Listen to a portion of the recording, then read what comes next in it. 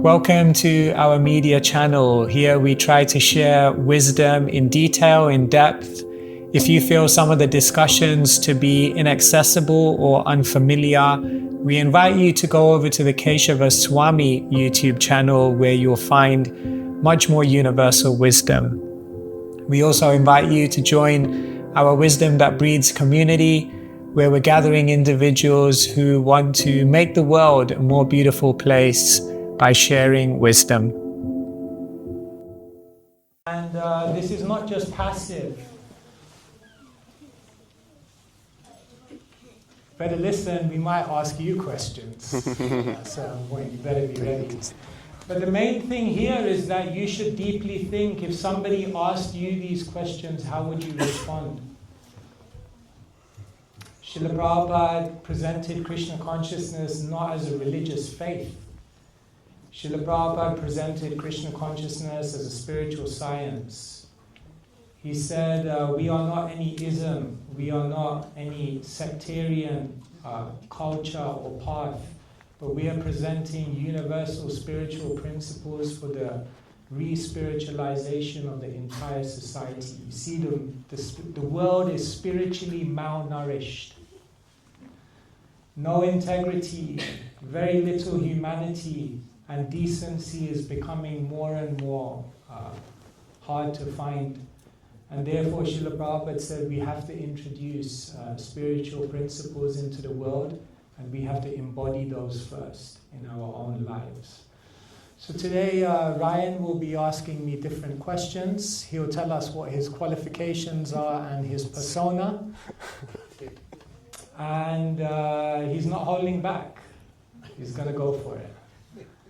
And, you don't all have to be on my side.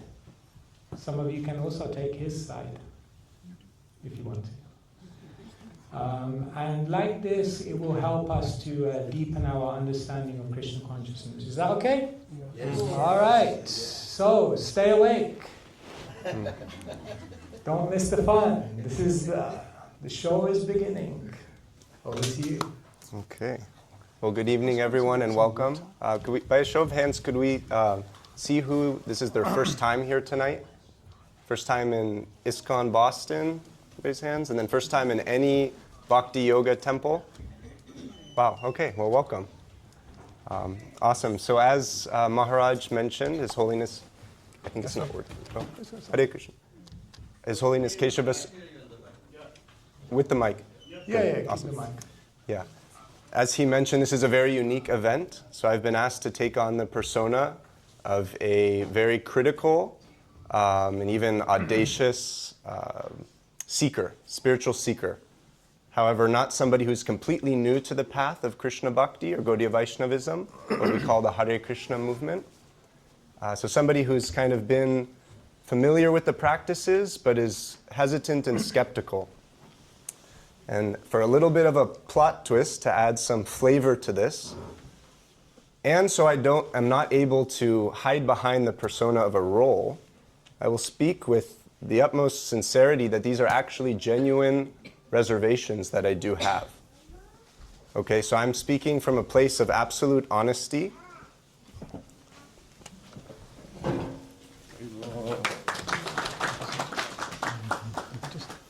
take it off because of the mic. May I sit on the ground if it's more comfortable? Because then they can't see you. Okay.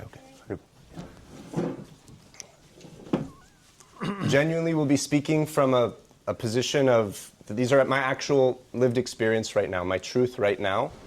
What will be unique to this in the role-playing sense is the mood in which I'll be presenting these doubts that I have. And I've specifically been asked to be a little bit intense. Basically, he's saying normally he's a nice guy. That's the point. Actually, the real point, the real point I'm trying to make actually is a few days ago when Maharaj asked me to do this, will you role play, will you debate me Sunday?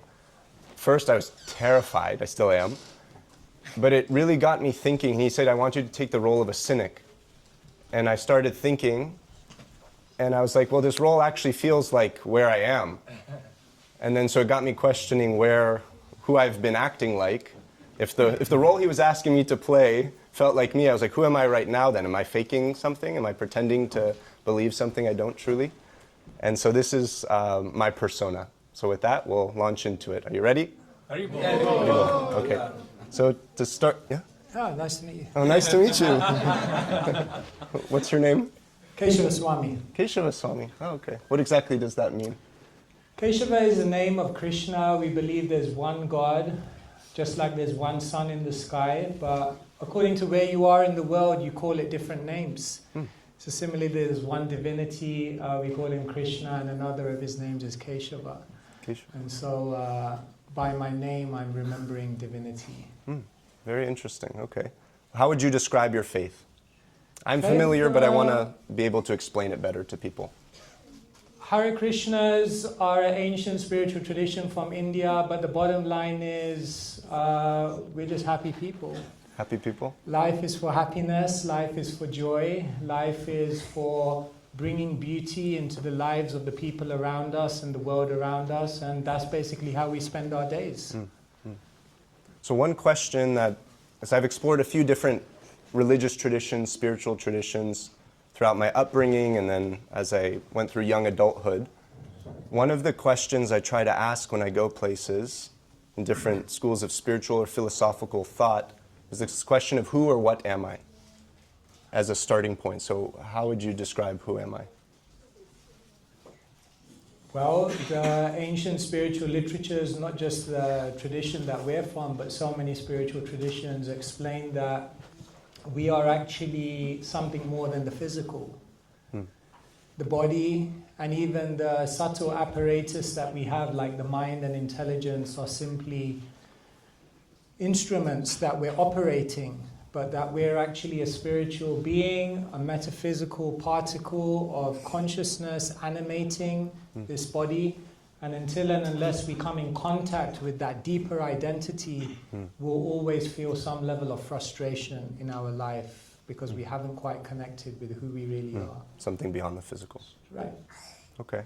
And so I have now an understanding of who I am. Where am I situated in the context of life? Like, what is the purpose of life, basically?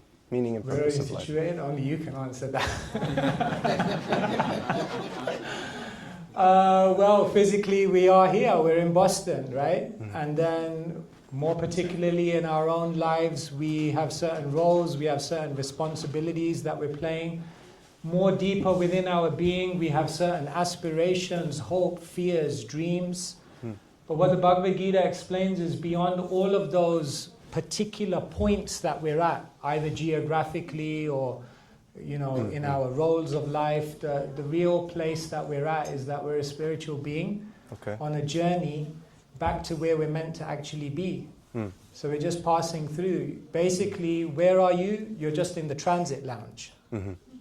How would you describe that transit lounge? Transit lounge means this world is a place that you are in temporarily. You were existing before this place, and you will continue to exist after this place. So where are you? You're a soul in transit. Soul in transit. Okay, so a distinction of something beyond the body, and there's a difference between the material worlds and the spiritual world. So what would you say is the meaning and purpose of life? And after this question, we'll consider these as given in our conversation. I'm not going to debate these so that we can get into some more nuanced, very targeted questions I have for you. Thank you very much. He's very organized. Former federal investigator, so now I'm investigating. Watch out for this guy's FBI. Yes, there is another reality. C.S. Lewis said, if I find in myself a desire which no experience of this world can fulfill, I must conclude I was made for another world. And therefore, we believe that this world is a reflection. This world is a photocopy. This world is a semblance of another world. Another world where every step is a dance, every word is a song, every day is a festival, and every meal is a feast. That happens here too. It's showing. From me every day, I know. So it's a beautiful place, and that's the place we're destined for. Every single fairy tale ends, and they lived Happily ever after. happily ever after. Exactly. She's a scholar. So if you think about that line, it's actually incredibly deep, because according to Vedic philosophy, the soul has 3 qualities: Sat, Chit, Ananda. Lived means Chit, to be cognizant. Happily, Ananda. Ever after, so when the fairy tales say they lived happily ever after, they're talking about spiritual existence. Because in this world, you don't live happily ever after, even if you're living in Boston. Because as one Chinese philosopher says, at the end of the game, life is like a game of chess. At the end of the game, it doesn't matter whether you're the king, queen, or the pawn. Everyone ends up in the box. Fair enough. So what would you say the purpose is? The purpose is to understand who we are and where we're meant to be. I'll explain it, because you wanted to get a basis, right? Yeah. Let me just give you the basis, and then let's get into the nuances. I'll give you the basis, okay? Yeah. Bhagavad Gita explains 5 topics. These 5 topics answer 5 questions. Unless you know the answer to these 5 questions, you're not going to be able to answer any other question. The first question is, who am I? Who am I? Bhagavad Gita, Atma, you're a soul. Second question, where am I? Bhagavad Gita, second topic, Prakriti, the world, material world. Third question, what am I doing here? Third topic of the Gita, karma. You came here because of karma, you're trying to do some karma, and then you're going to get some karma. Question number 4, how long am I here for? Fourth topic, kala. Time. Time is cyclical. How long are you here for? However long you want to be here for. It's up to you. And question number 5, is there anything beyond all of this? Topic number 5 of the Gita, Ishvara. Yes, there's another reality, there's another realm. So unless you understand the answer to these 5 questions, who am I? Then? Where am I? Second question, where am I? Third question, what am I doing here? Fourth question, how long am I here? Fifth question, is there something beyond? Finished. If you understand those 5 things, I guarantee you can answer any question. Well, let's see. That's why I'm here, ready to debate you. All right. Well, let's see if you can answer these questions. No pressure. All right. So you mentioned earlier that God is one. In our system, in our tradition of Gaudiya Vaishnavism, it very clearly states that the... You're a Gaudiya Vaishnava? One day, I hope. Is this not my role to be? No. Okay. It's okay, as you like. Okay. Already failing. In the system of Gaudiya Vaishnavism, it very clearly states that the chanting of the Maha Mantra, the Hare Krishna mantra, is the only way for achieving God consciousness in the age of Kali Yuga. And for those who aren't aware of Kali Yuga, maybe you could briefly just explain that so they're on board. Considering this, when we talk about our perspective on other religions, and I've heard so many, to include yourself personally, so many beautiful events where we're speaking very kindly to other people, all the flowery language of making them kind of feel like, yeah, we see your religion as one, we honor it as God. But basically we're saying we've got the only way. Not that we've got the only way, and that also it's said that their God is merely a stepping stone to realization of Krishna. So what does respect, true respect, look like and mean in this context? Or are we simply masquerading as an interfaith system? Thank you so much. That's a good question.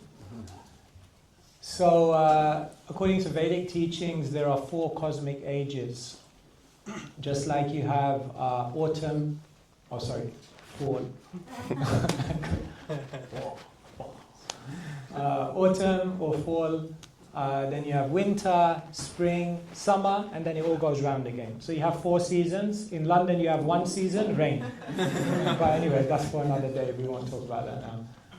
So in the same way, the cosmos goes beyond between 4 cosmic seasons. So we're in the 4th cosmic season called Kali Yuga. Dark times are coming. So this is the most spiritually challenging age. And in every cosmic season, there is a means of upliftment. So therefore, it's said in a very famous verse, Kalau nasteva, nasteva, nasteva gatiranyatha. Just a side point on that, once we had that verse above the altar, and someone came in, a new person, and they looked around, I explained everything to them, and then they looked at me and said, I understand everything, but who's Ava? And why is she so nasty? Anyway, that's a separate point. So here in this verse, what's being said is that there's no other way than the holy name of Krishna. Mm-hmm. Okay? So, but then we're saying that every religion is bona fide, every religion is... Yep. Okay? So the first thing to understand is that in this verse, what is said is Harer Nama. Harer Nama basically means the name of Hari. Mm-hmm. Hari can be seen specifically in terms of Krishna, or Hari can be understood as any form of divinity which is taking away all your problems, your anxieties, sometimes your money, all the bad things that are keeping you in this world. So the first thing to understand is that this verse is saying that anyone who chants the names of God is blessed. Mm-hmm. Our very own teacher says, Nam Nam Akari Bahuda Nija Sarva Shaktish. That the divinity has so many names you can't limit. Mm-hmm. And therefore each of those names have potency. Mm. And therefore we don't believe that other religions or the gods of other religions are stepping stones. No. We don't believe that. They're God. However, we focus on Krishna's names. Why? Because Krishna is the most personal form of God. If you want to interact with God in the most personal, intimate, reciprocal feature, if you want to interact with God not just in an abstract way, but in a very, very personal and intimate way, then Krishna affords that opportunity. And therefore we encourage everyone, don't just stay on the peripheries. Get to know God. Get to know where He lives. Get to know what He does. Get to know, what He's up to. And all that information of Krishna is available. And therefore it said if you chant Krishna's names, then you gain entrance into the private life of God. So we're not sectarian. I have friends who are Christian. I have friends who are Muslim. I learn things from them. Now I'm at university. I don't feel I'm just learning about other religions. I feel like I'm learning from other religions. It's really not a PR exercise. We actually have genuine appreciation. Our teacher Bhaktivinoda Thakur says, when I go into a church, then we should feel that this is my same God being worshipped with a different ritual in a different culture. So the world needs that kind of broad-mindedness. That doesn't mean that we don't honor our own tradition. That doesn't mean we don't appreciate that what we've given is so special. But it does mean that we can cross boundaries and learn from others. Because you know what? Sometimes they may teach us something we don't know. That's very nice to hear. And as is mentioned in many of these traditions, sincerity is the key to devotion. So if you would please, what happens to a sincere, let's say, and I'm not a Christian myself, but what happens to a sincere Christian follower at the end of their life? Well, how do you define sincerity? What's your definition of sincerity? That their goal in life, and not only their goal, but how they live life, is to love and serve God and to develop a personal relationship with God and an attitude of service through service to other people who serve God. So very consistent with what my understanding of Gaudiya Vaishnavism is. But what actually happens to them at the end of life? What happens to them is dependent on their consciousness. If they have love, if they only desire to serve, and whatever form of God they understand and they have grasped, that's where they will go. Krishna says in the Gita, Yanti Deva Vrata Devan Pitran Yanti Pritra Vrita. Whatever, if you remember this God, you go here. If you remember this, you go here. So divinity is not limited. There are different levels of understanding divinity. And if one has come to a pure understanding of divinity within a certain tradition, with a certain level of intimacy, then they'll go there. They'll go there. Is that the final destination, wherever it is that they go? And is there a name for this place? Because in the rest of the anthology of Gaudiya Vaishnavism, it's very particular. The names of planets that we go to, the features of the planets, the things that are happening there. So is there any description of, let's say, where this Christ Loka is, or Christ as the Son of God? And is that the final? It's not so much a Christ point? Loka, but you see, like what we find in religions, apart from the Vedic tradition, is the concept of God is very abstract. That's why I asked you the question, do you want to believe in an abstract God? Or do you want to believe in a God in which you know this is what he eats? Right? We are not, we're not sitting here saying we're better than anyone else. But what we are saying is that on objective measures, you will not find this detail of knowledge of God anywhere. That's for sure. So therefore, how can we tell you exactly where you're going to go as a Christian when your concept of God is very, very abstract? Do you understand what I'm saying? Yes. So detail is a key component. Yeah. But I'm not questioning the level of detail. I actually agree. But one caveat I would put, but it's not my main focus, there's thousands of religions in this world, and most of the time interfaith dialogue is centered around Abrahamic religions, Judaism, Christianity, Islam.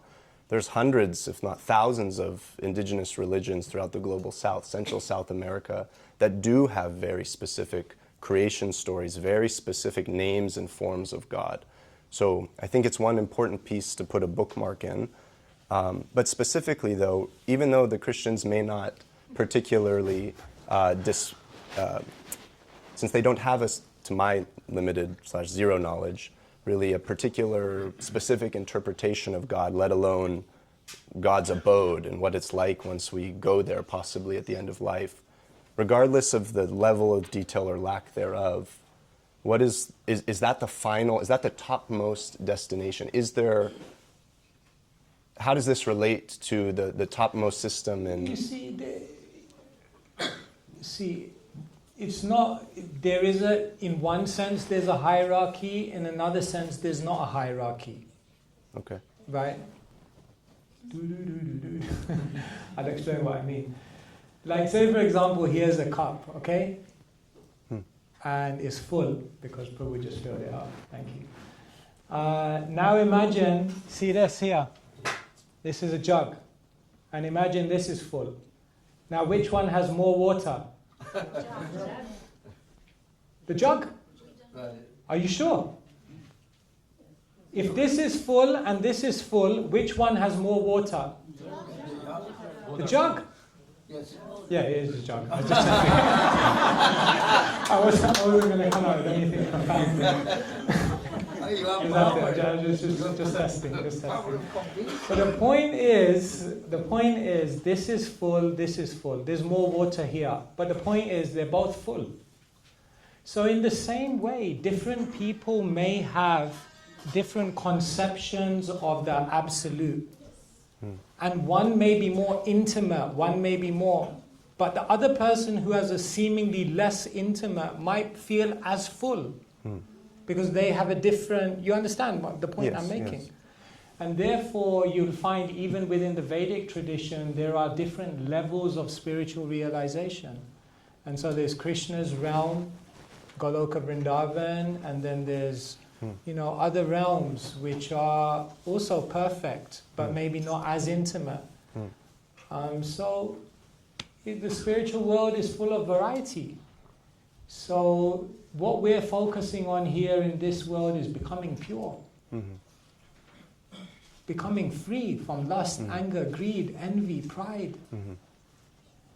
This is perhaps where we need to put our focus right now. And everything else, the big man up there will help us out.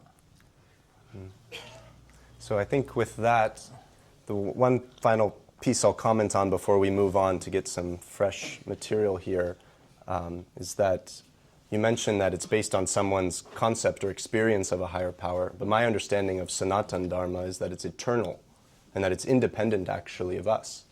So this is where I still have a point of confusion in the sense that, like, even if I might think Christ is the highest, the Shastra very clearly says that Krishna is God. So how, and that the approach is through chanting Krishna's name. I'm not sure I follow your question. Firstly, you're comparing Christ and Krishna. We understand Christ, as many Christians do, as the prophet, as the Son of God. Whereas we understand Krishna is Pitaham Asya Jagato. He's the father, the grandsire, top man. So I don't quite understand. So, like, I guess the relation of God in the Christian context versus historically across the world, at different times, places, and circumstances, different religious traditions have emerged, which have divine origins, but which have been instituted in the world in order to help the people of that time by giving them a process which is practical, relevant, inspiring, and culturally acceptable.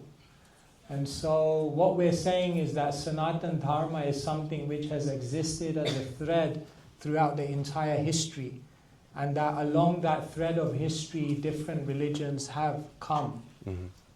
Again, we're not saying one is better than the other, but we are saying there is an eternal thread. And which is the best one? The best one is the one that allows you to awaken love. So Srila Prabhupada traveled across the world, and if he met Christians and they said that I'm developing love, Prabhupada said this, then it's great. Sarve Pumsham Paro Dharmo. The supreme religion is that by which you awaken love. So what's the point of being religious but having no love? The operation was successful, but the patient died. So religion must awaken love. That's the real religion. That's great, and we can actually continue this thread a little bit because it leads into my next question, which one of the symptoms we see of different spiritual systems is humility arising in the sincere practitioner and the desire to serve and to love. And the next topic I want to focus on related to humility, and we'll reintroduce this concept of how different faiths situate amongst each other.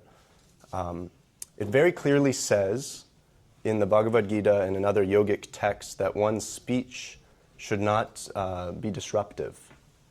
And that criticism actually, I'm talking at a philosophical level, that criticism is one of the most dangerous offenses, criticizing the spiritual lineage, the teachings. So one quick piece to close the chapter on comparative religion, basically. There's much of the theology that focuses actually on calling different schools of thought. Even the term Mayavad is interpreted, those who follow illusion, is interpreted as an offensive term, just the use of the term, to people who follow what we're saying they're followers of illusion. And to them, it's their concept of a higher power. And they're particularly described as fools and rascals in the text. So how is this a symptom of humility? And considering you've just explained how all is... Just drop the mic. All right, so you're saying we should be humble, we should be, nice, amicable people in the world. And here we are then simultaneously naming people fools and rascals, hogs, dogs, camels, and asses. Doesn't sound very humble to me. I'm not saying Krishna is saying. Papa said that once. Okay, so how does it all fit together? All right? What you first mentioned, humility, okay, all this, yeah. Krishna says in the Bhagavad Gita, Anudvega karam vakyam satyam priyam hitam. When you speak, you should speak truthfully, satyam. But hitam, it should be beneficial. And at the same time, priyam, it must be pleasing. So generally, as a modus operandi, we try to speak words which are truthful, pleasing, and beneficial. Okay? In certain circumstances, it may be required to speak strongly. Right? If someone's walking off a cliff and you think, Satyam Priyam Hitam, and then you just kind of say in a very controlled way, like, well, I think you should watch out, of course, watch out. You might want to say, hey, stop! That is not a violation of humility. Humility is not in an act. Humility is in an intention. And therefore, even Socrates, Plato, they talked about this. There are act-based ethics and there is intention-based ethics. Something is considered ethical not simply because of the act. Because that very same act, if performed with the wrong intention, can be considered immoral. And in the same way, to be humble is not stereotyped. To be humble means to take yourself out of the center. To be humble means to act and speak and exchange and interact with others for their benefit. And therefore sometimes the great saints and even God himself may use strong language, not out of pride, but out of deep compassion. It's said in the Mahabharata that the heart of a politician is like razor, but their words are like butter. And the words of a sadhu are like a razor, but their heart is like butter. Shanta evasya chindanti manovyasangam ukti bi.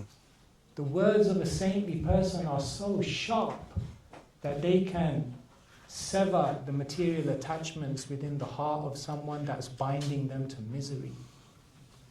And therefore, sometimes out of deep compassion, the saintly people may speak strongly, but there's no ego, because they only do it for the benefit of others. Very interesting. So you mentioned action and intention, correct? There's also the concept of there's intention and then there's impact. So let's leave that aside for now. In the case, the example you gave of somebody about to be hit up by a car, this is widely accepted objectively as a bad thing to happen to a human. I mean, unless someone is in a very bad place and they want that to happen to them. But objectively, most humans would say, no, I don't want to be hit by a car. Where this example doesn't feel relevant to this point, it doesn't feel like a relevant defense to why we use language that calling someone an ass, a pig, in that, may I? Okay. The followers, this is the mood of the debate. The followers, he specifically asked me to do this. Yeah, come on, yeah, we want more. Come on, give more. The followers, I'm asking for more. The followers of these traditions, they believe it is the best path for them. And it is their reality, just like we said for a follower of Christ, to bring it full circle, follower of Christ as the Son of God. So just to backtrack, I don't think we've ever called any religions fools or rascals. Yes, we use the term Mayavad, but what does Mayavad mean? The theory, Vada means a theory, and Maya means illusion. They use that terminology themselves.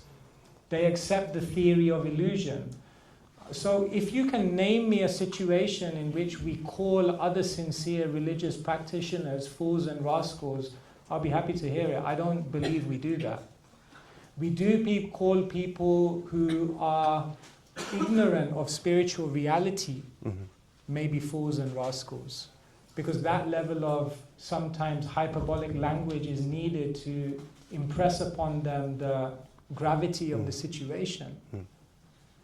You see, atheism, it's not just self-injurious, but atheism is having extremely detrimental and dangerous impact on the world. Because as soon as you start looking at people and saying there's nothing spiritual about them, the next thing you can do is just go and do unspeakable things. Because the first step to exploiting people is to depersonalize them. And by therefore Krishna says, Asatyam apratistam te jagatahur.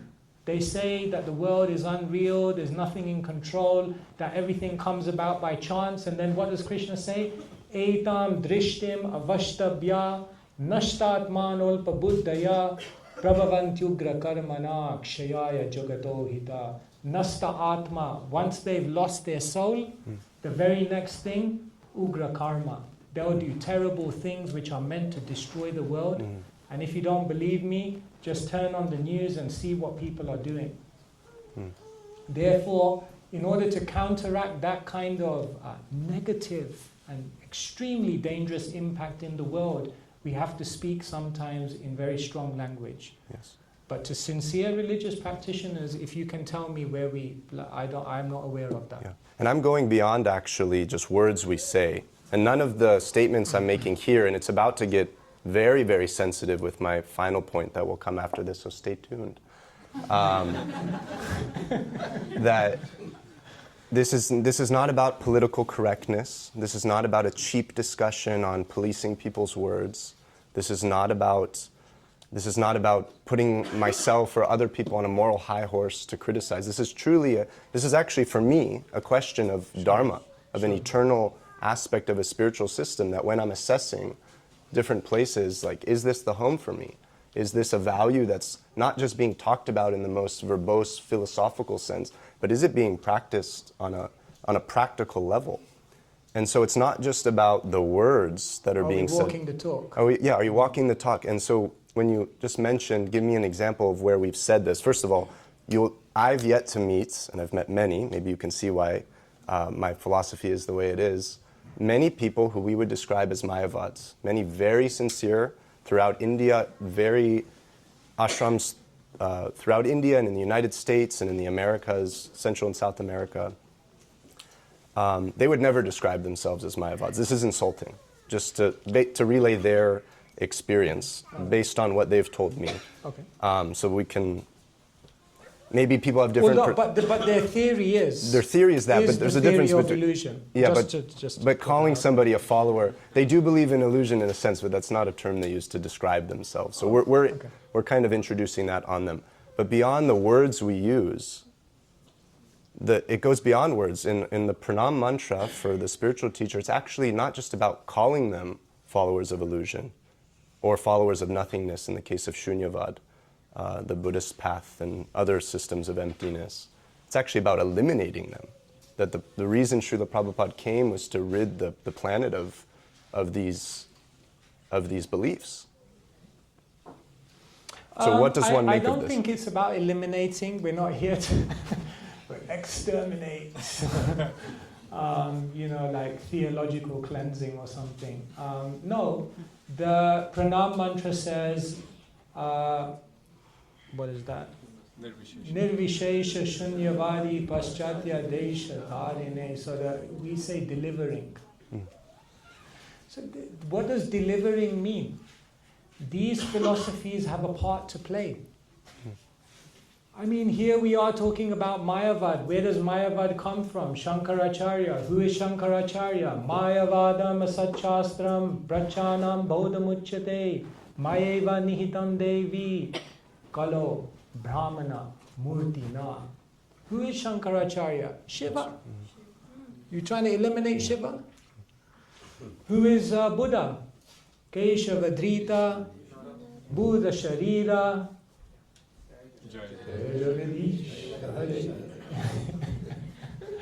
Where's the question? But what we're doing is we're delivering. And what do we mean by delivering? We're showing that there is progression. So we're showing that there is a deeper understanding. There's personality. Okay. And great teachers, they want to do this not out of some kind of theological hang-up. It's out of deep compassion. Because the great teachers know that if you don't experience love, what is life without love? And the moment you embrace a philosophy in which there is no opportunity for exchange, then basically it's like spiritual suicide. Because it eliminates your opportunity to experience divine love. And therefore, out of deep compassion, they can't stand to see someone robbed of that opportunity. And therefore, it becomes very, very important for them. But it's not in a mood of ego. It's not in a mood of trying to eliminate.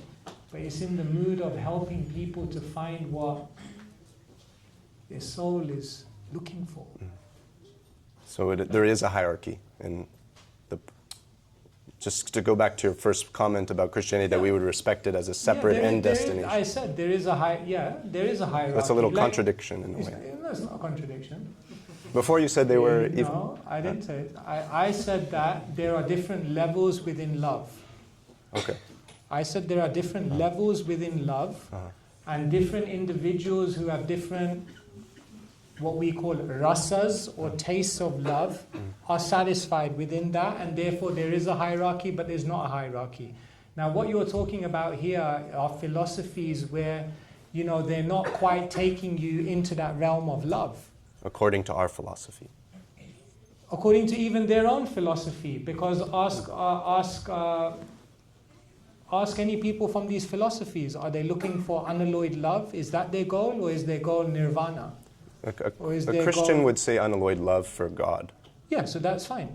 So Prabhupada Prabhupada's pranam mantra is not trying to deliver people from Christianity. Okay, so you're... Prabhupada's pranam mantra is to deliver people from the philosophies which attack the opportunity to experience love. So an agnostic am I clear? And it makes sense, but an agnostic or atheistic person who doesn't have a concept of God, who lives a loving, humble life, they still need to be delivered? I mean, it's not that we're saying there's anything wrong with them, but yes, we want them to experience more. And we just accept this as truth. I mean, what do you mean? I mean, what? We basically tell them what we know, whatever your frame of reference is in life.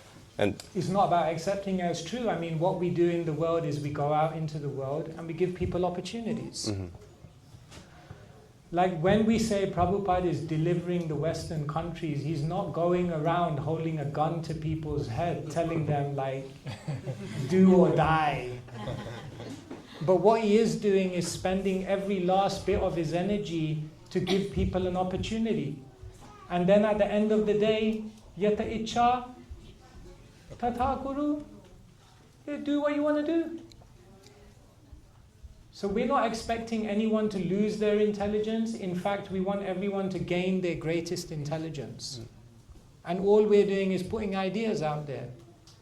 If it doesn't resonate with you, no worries, we still love you. It's okay. So, I mean, is that okay? yeah, I think it's sufficient. And so we just, we just leave them and say, like, we respect where you're at, but in the back of our minds we're thinking, well, when the time's right for you, when you have the mercy of Krishna or a sadhu or devotees, sorry. We want to hear the full glory of what you're saying. The full insanity. That in the mind, though... superiority context. It's not may I finish, actually? Yeah. No, I'm just saying, before you continue on. Fair enough. It's not a superiority contest where we believe we've found something beautiful. We believe and we've experienced something which gives us an incredible rasa. And we believe it will help other people. We put it out there. And then when all is said and done, we have to leave people to make their decisions. And the conclusion of the Gita says the same thing too. So I recognize this. And of course we'll have something in the back of our mind, just like a person of another faith will have something in the back of their mind about what we're doing. And that's okay, as long as we're able to have proper human loving interactions with each other. It's more, I guess, getting at the social implication of proselytization. Because, for example, certain religions like Judaism, which I was born in, because we've been persecuted throughout history, we can't dare be so bold to try to convert people. Most places we go somewhere and we have to hide our identity. And so the nature of proselytizing, of course, like if somebody has something they care about and they love, it's natural to want others to have it. This can be coming from a place of love, of humility. But it's, I guess getting at, like, what does it mean to, of course, when we want to... But you use the word proselytizing, so when you go down the high street and there are all these advertisements... That's what I was just about to say. Shop, is that proselytizing? That's what I was just about to get to, is that, of course, like, in business, people send an advertisement, and oftentimes I was like, oh, I was looking to get that. I'm very glad you've stepped in front of me. And so this nature is, I think, can be helpful. But I realized that this is actually the root of the question. And really, it's actually possibly an important thing for people to consider what is inside the books and how it can be interpreted by people who might have very sincere convictions in a different system. And it could actually be beneficial to the preaching apparatus of your organization to consider those things. And so... Oh, thank you. Yeah. Thanks for the advice. Yeah, it could be beneficial to consider. That. I'm just concerned about, are we doing okay for time, or do we have to like wrap up here, or like, do we take some questions from everyone, or like, whatever... We have to get to the most interesting, the most sensitive point. So someone has to tell us when to call it a day, because you all have to take prasadam as well. So what shall we do? The idea was like an hour, but maybe we can go another 15, 20 minutes. Perfect. To finish your... Is everyone okay with that? I mean, I don't want to be like holding you back. Are we enjoying it, or can we get like a little like... Perfect. And you can be honest. Okay, good. Okay. Shall we... Are you ready to turn up the discomfort? So we just have to give them the option of whether it's you or whether you all have questions. Like, which one do we do? Or I think, Mataji, you said we have until 8 total? I was just saying, I think that that seems reasonable, right? But Vanamala is here. Yeah, I think we should also give time for them to eat also. Yeah, that's what I'm maybe thinking. What we can do is 7:45. Perfect. So 7 more minutes? 7 minutes. And also there's a time people can actually come and personally interact with SVK. Okay. Personally debate. Okay. No, that personal debate. Isn't that true? Some may not be open to... And maybe give them an opportunity. Okay. Can I make my last question? Okay, he really wants to. Yes, this is very important. Okay, come on then. Actually, all of these points were leading up to this point. The other ones are, when I mentioned earlier that I'm genuine with everything I'm saying, it's true. But the reason I picked those topics was to lead to this one. And I'm not going to spare any more suspense. In this tradition, there are no women gurus. No female initiating gurus. Okay, time for Shana.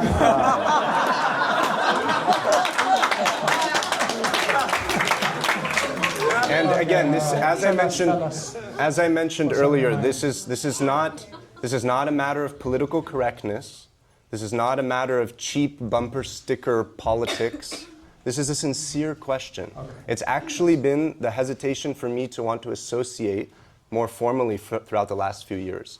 This practice has changed my life fundamentally, and moving into the temple last month was the best decision I've ever made by the grace of people like Parth and other devotees here and the temple president. The best decision I've ever made. But I'll be completely honest, it's a reservation of mine. And if we started the conversation by saying, what did we say? We are not the what? We're not the body, except when it comes to being a guru. Okay, thank you. I think it's also wonderful. Ryan's also being vulnerable, like he's also sharing from a very sincere space. So why is it that in our movement only men are taking the positions of being initiating spiritual masters? Okay. So let me address this on different levels. The first thing to understand is that ISKCON is a society, and in a society you have people who have different opinions. So the first thing I want to share with you is that there are many, many individuals who hold the same opinion as you. And therefore, there is an ongoing discussion about whether that is something we need to facilitate. And there are many good, strong, very, very logical arguments of why that is the direction in which ISKCON should go. There are other individuals in this movement who have different opinions based on their understanding of tradition, their understanding of scripture. So there is an ongoing debate. So the first thing I want to share with you is that there's a debate. And there's a discussion. And oftentimes you'll find in the history of religion that we have to have these discussions, we have to have these debates. And these are sensitive issues because what we're trying to do is balance preservation and adaptation. And that is very sensitive. And so we want to do the best we can to relate to the spirit of the times and to open this to as many people as possible, and at the same time to ensure that we're remaining loyal to what the principles of our tradition are. So that's my first point, that don't feel like you're alone in this, because there are many people who feel just as uncomfortable, if not more uncomfortable than you. And you know what? Some of them have been in this movement for decades. So that's the first point. The second point is that I would encourage someone to ask themselves the question, what is a guru? I once asked a devotee, who is a leader? I thought I knew a lot about leadership because I studied for 3 years at university about management and leadership, and I did a bit of leadership and management in my time in ISKCON. So I asked this devotee, who's a leader? And he told me the answer in one line. You know what he said? He said a leader is anyone who wants you to be better than them. And he said, if you ever come across such a person, you know they're a leader and you should take their help. And therefore, who is a leader? Who's a guru? Is it a person with a position? Is it a person who has a title? Is it a person who's institutionally stamped? Or is it a person who holds the purity, the personability, and the desire to help others? Frankly, I can see in my time in this movement that I achieved more without institutional titles than I did with. Now, I'm not using this as a kind of getaway to say we don't have to talk about the issue. But what I am saying is that being a guru doesn't have to wait for any kind of institutional stamp.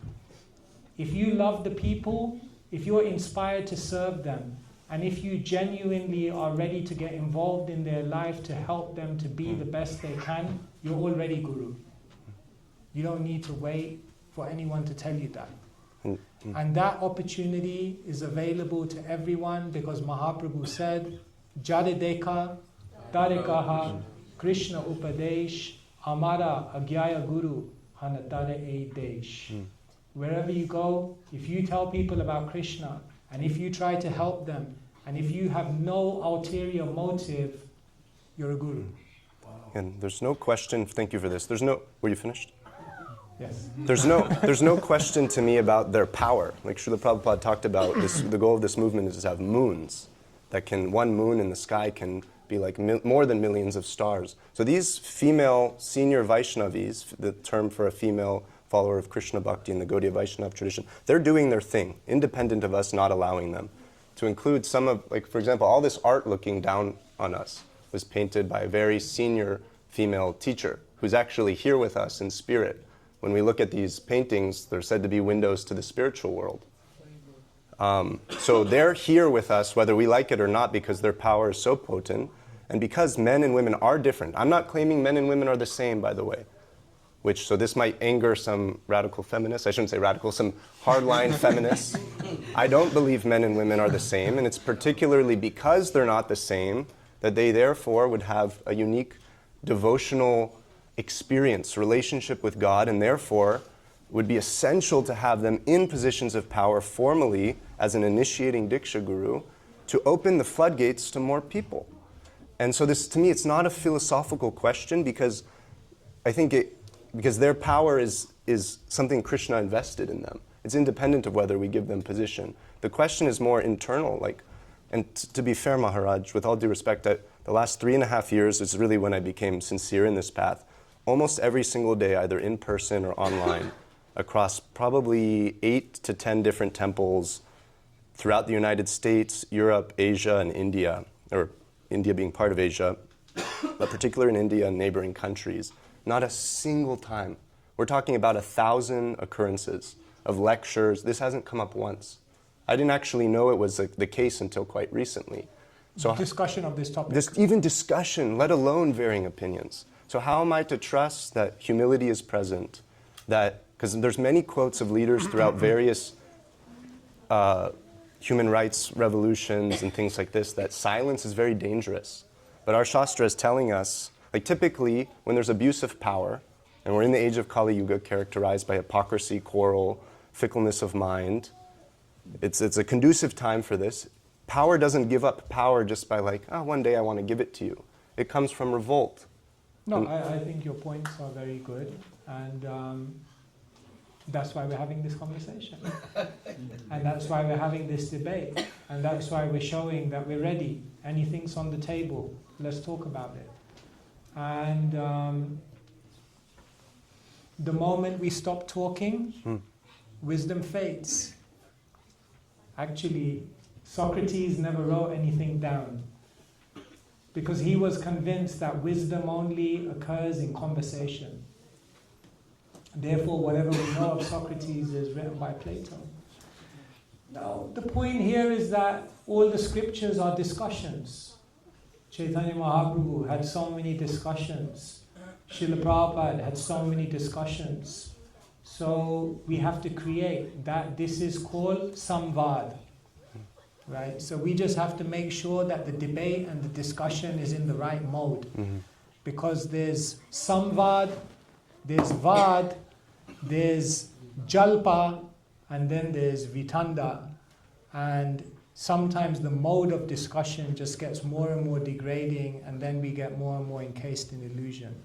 So Vaishnav society means vad, samvad, any question is up for discussion. Nothing is off limits, but we discuss according to the boundaries and with proper culture, as you have nicely done today.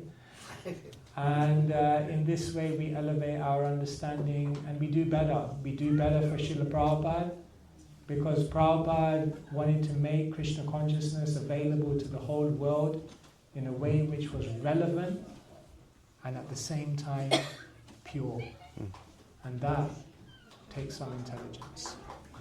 All right, thank you so much. A round of applause for Ryan.